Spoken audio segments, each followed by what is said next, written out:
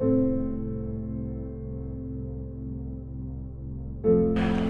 my name is Chris Grant. I specialize in Kalahari Red breeding and Matabele goat breeding. I run Mzilikazi Kalahari Red goat stud.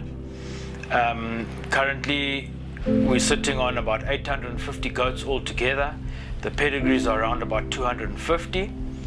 And thanks to Success Microfinance, I've been struggling to meet with the demand for pregnant females. And then I saw an advert for Success Microfinance, and I approached them and they gave me a loan, and since then my production has increased. I used to sell about 500 pregnant Matabele does that we cover with the Kalahari Reds. I used to sell about 500 a year. Thanks to the loan, we're already on 500 and we're halfway through the year, so hopefully things will get better towards Christmas.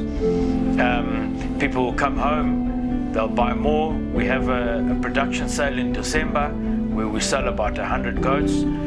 Last year we sold 100 goats, we did very well, we got good prices.